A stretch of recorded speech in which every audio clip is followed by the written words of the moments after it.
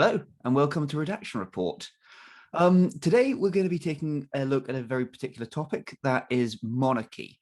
This has come to the forefront after Barbados recently became the most recent country to abandon the monarchy. It was one of the Commonwealth Realms that recognised the UK's monarchy as head of state, a former subject of the British Empire. Now, however, as a result of that, attention has been drawn to other members of those Commonwealth realms. Are more of them going to start abandoning the monarchy?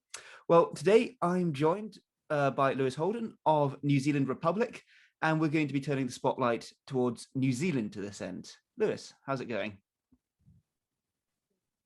Good. Kia ora. Excellent. So when you first heard the news about Barbados, what was your reaction? Oh, we thought it was great. I mean, they've been talking about making change for quite a while. They had a commission into it. So they'd done a lot of the, I guess, legwork from a legal constitutional perspective. It was just taking that step and actually making the change. And obviously with the new government that was elected in Barbados in 2018, they had a determination that they were finally going to do it. And they did it, and they had a policy which they took to the election, and they won that election overwhelmingly, and they've now implemented the policy. So, look, from our perspective, it's a good thing because it really emphasises two things. One is that the Commonwealth isn't simply about the royal family. It's actually about a whole bunch of other things which are arguably much more important values than monarchy. And it's also an example for the rest of us. So there's now 14 countries that still have the Queen as head of state, and most of those are still in the Caribbean. The rest of them are Canada, ourselves, New Zealand, that is, Australia, and a few countries in the Pacific, such as Tuvalu and Papua New Guinea. So yeah, it's definitely moving in the right direction from our perspective. Okay. So in New Zealand, what do you think is the case for abandoning the monarchy? Because it gets often gets put in different ways in different places. Obviously, the legacy of colonialism and slavery was a big talking point in Barbados and has been in Jamaica as well, where there's been strong talk about abandoning the monarchy. What do you say is the case specifically for New Zealand becoming a republic? I think, yeah, you're right. Each different part of the Commonwealth has had a different experience of, what was the British Empire. So probably to answer your question, I need to just step back a bit and explain a little bit with New Zealand how our experience was slightly different from quite a few of the other former colonies. So New Zealand was actually founded by a document called the Treaty of Waitangi between the British Crown and Maori leaders in 1840. That agreement was not really adhered to, and we're still dealing with that legacy today. So there's a lot of ongoing issues. We have a special tribunal called the Waitangi Tribunal, which exists to deal with grievances specifically that Maori might have over what we call breaches of the Treaty of Waitangi.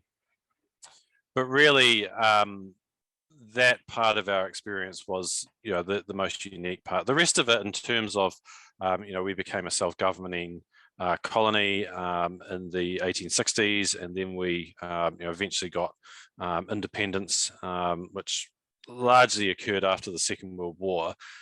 But there was still a lot of other bits and pieces that kind of hanged around for quite a while. So, for example, up until 2005, New Zealanders could actually still appeal to the Judicial Committee of the Privy Council, or the Privy Council in London, as our final court of appeal. So we only got rid of that right in 2005, so that's fairly recent. And of course, all throughout that time, the Queen has still been our head of state. So we've we've progressed from being a colony. We've started to deal with some of that colonial history, but we haven't quite made that final step.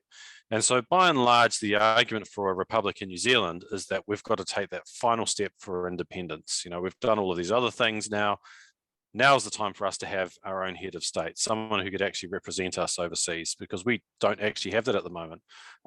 We have a Governor General who, since the 1960s, has always been a New Zealander and is appointed on the advice of the New Zealand government, but they're not actually our head of state. They're a representative of the Queen, so they can't do what you'd expect a president or a non-executive head of state to do, go around the world and represent your country. Because they're technically actually representative of the Queen. So that's by and large where the argument sits in New Zealand. It is largely today a symbolic issue for us. I don't think that you see probably quite as many of the arguments around class or social division that you'd probably see in the UK, and that's simply because the British royalty is British royalty. But on the flip side of that, that's part of the reason why the institution has actually survived, is that it is a British institution, and there are a number of people, particularly older New Zealanders, particularly those who are born just after the Second World War. They still have this idea in their minds that the monarchy represents the link to Britain, and that therefore is something that we need to keep in order to keep links with the UK. In actual fact, we know, of course, that's simply not true. And the United Kingdom will deal with its former colonies as if they're any other country. And we only have to look around in our region to other countries such as Singapore, which has been a republic since 1965, Malaysia, which has its own monarchy, Brunei, which has its own monarchy, Samoa, which has its own elected head of state. All of these countries deal with Britain on a country-to-country basis. So having the monarchy really doesn't give us any advantage in that sense. Okay. Some of the polling in New Zealand regarding the monarchy has been a bit mixed. I mean, I have a Research New Zealand poll from just after the 2020 election that suggested only 20% of New Zealanders are in favour of a republic. What would you say are the main obstacles then, and how would you make the case to people? Because of course there was also the flag referendum a few years ago that saw New Zealanders vote to keep the Union flag as part of the New Zealand flag. How do you make that case to voters?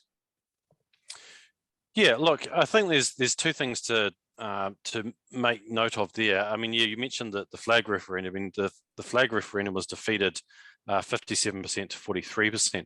Interestingly, there was a quantitative survey done of a whole bunch of people just before that result came out. And what they found in that was that the number one reason why people voted against change was because they wanted to send a message to the Prime Minister of the day. So in other words, they actually supported change, but they actually didn't want to vote for it because they wanted to, stick it to the government of the day. And this is it's a particular sort of New Zealand sardonic way of looking at things, is that we don't actually like people in authority, and we don't like people who are too uppity and think that they're better than the rest of us.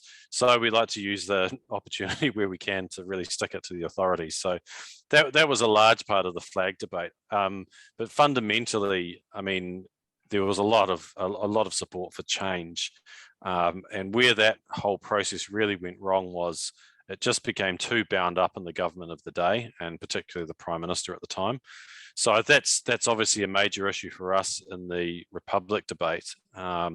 Interestingly, the Labour Party, who was in opposition at the time, actually said that they would support change, but once New Zealand became a republic. So our conversations with them now, with Labour members of Parliament, is that you guys said that you'd support change once we become a republic. So let's talk about becoming a republic. So there is that aspect to it. In terms of the polls, you're right. The polls do jump around quite a bit. There was another one done just recently, which was a ranking poll, 1 to 10. Which found, I think, marginally in favour of a republic, but pretty close. There's been others. So we commissioned our own polling earlier this year, which found a majority of people under the age of 50 supported a republic, and those over the age of 50 tended to support monarchy. And the overall result for that, I think, was 51% for a republic, and 49% don't know or opposed. So the numbers do jump around quite a bit. In terms of our arguments, it really comes down to questions around that symbolism. Do we want to be tied to a hereditary system which is based upon the idea that some people are born better than others? Or do we want to assert what is fundamentally, I think, a large part of our national character, our national identity, which is that we just don't believe that people are born better than other people, and that if you are going to have an office that represents the public, that you need to have legitimacy based on the public supporting that. So I think those are the kind of fundamental arguments. The broader arguments are around, as I said, national identity, democracy, and our sense of independence as a country as well. That's a very important aspect of this debate. Okay. I'll look at some of the arguments then that some people put in favor of monarchy and put them to you and see what you have to say. So a lot of people would say that having a politically neutral head of state can help complement parliamentary democracy and lend it some stability. What would you say to them? I'd say two things on that. Firstly, the situation that we have here in New Zealand and most of the Commonwealth realms is that the monarch never gets involved in anything to do with the functioning of our democracy. And you see that whenever there has been any sort of coups or unrest or political instability, they simply just throw their hands up and say, well, this is for the local Governor General to deal with. So Fiji, for example, which became a republic in the 80s, most people don't realize that they actually had a series of coups. They didn't just have one. So they had one which overthrew the elected government, and essentially Buckingham Palace said, well, you've got a Governor General, they can sort it out. And likewise in Papua New Guinea recently, I think in 2012, they had a major constitutional meltdown. Again, the palace said, not for us. Australia, they had a major incident in the 70s where a Governor General fired a government which still actually had a majority in its House of Representatives, but not in its upper house. And then called for fresh elections. Now, the interesting thing about that is that it had always been denied that the Buckingham Palace had anything to do with that. Although recently there's some evidence that's come out that they, at the very least, knew that something was going on. And after the fact, Prince Charles wrote a letter to the Governor General who fired the government, basically congratulating him on what he did. So yeah, there is every so often some intervention, but I suppose to your point, there's no evidence whatsoever that having a monarch, especially in the Commonwealth realms, makes our governments more stable. And my second point to that really is that when you look at what actually makes democracy work around the world, parliamentary democracies, one, are much stronger than any other alternative system, basically, and that's true whether the system is a republican one or a monarchical one. You just have to look at Europe, and you'll see that Scandinavia, which is often cited as we hear this quite a bit. It's constitutional monarchies. High standard of living in the world. Well, you look at that region, you've got Finland, which is a republic, Iceland, which is a republic, Norway, Sweden, and Denmark, which are monarchies. So, I mean, it really doesn't have much of an influence on exactly how the country's governed. The fundamentals for what actually make democracy work are things like a well-educated populace, civic engagement, and the ability of people to affect change through the political process. Those are the things that make democracy work, not whether or not you've got an unelected head of state or not. Okay. Current Prime Minister Jacinda Ardern has said she is in favour of a republic. Labour and the Greens are currently in government. What's stopping them?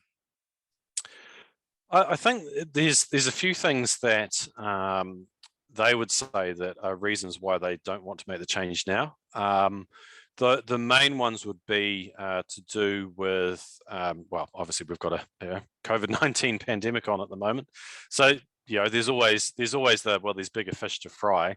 But I would argue that Barbados really shows that that it doesn't stop you from making constitutional change. So, I mean, they would say that, we want to wait for the end of the Queen's reign. And our argument to that is, well, we don't have to. And there's absolutely no reason why we should set our time frame by, whoever the monarch actually is. Although we accept that, and this goes back to your point just about polling, there is a lot of support for the monarchy, which is based on good feeling towards the Queen. That unfortunately will disappear. And so what we say to the government and to members of Parliament that we're talking to about this is that sooner or later you're going to be forced to face this issue. So you might as well actually get started now on it. Okay, we'll start to wrap things up there. I'll just throw this one over to you. Predictions: how long do you reckon it'll be before New Zealand's a republic, and where do you think might be the next place to step away from the monarchy? I'll answer that in reverse order. So I think that the next place will probably be Jamaica. And the reason for that is because Barbados has just done it, as you mentioned. But the Jamaicans equally have been talking about it for years and years and years. They have that same sort of legacy of slavery, etc., and that whole history that they would like to move away from. They just haven't had the impetus to do it. And I think what Barbados has actually done is it's created that impetus. And then you've got all of the other English-speaking Caribbean countries, the handful of them that still have the British monarch as their head of state. So they'll probably follow suit. In terms of New Zealand, for your first question, look, I mean, I'd love to say it will happen tomorrow, and that's certainly something that we'd like to see happen. But our view is that there's a number of things that need to happen before we get there first. So one of the things that we argue is that a lot of people fear with a republic that you have a politician as head of state. So what we say is that we need to have in place first an appointment process that ensures that doesn't happen. And so we do kind of like what Barbados did actually, and have a vote on who the head of state should be first, before we then have a referendum on becoming a republic. And so that process would take a number of years to happen. So you're looking at least 2 or 3 years. I mean, the flag referendum process lasted from 2014 to 2016, so that was a 2-year long process. So we're at least 2 years away, so we'd be 2023 before anything. Well, probably because we're in December now. 2024. I'd love to say it would happen sooner, but that's the sort of timing that you're looking at. The preconditions for change to really occur, we need to get our polling up higher to convince the politicians that there's votes in this, which is the political reality of it. So our focus as a campaign really is on getting those numbers higher, and articulating the case for why we need to change. Lewis Holden, New Zealand Republic. Thanks very much for joining us. That's all we've got time for today, folks, but thanks very much for tuning in once again. Please remember to like and subscribe, and we will see you all soon. Thanks for now.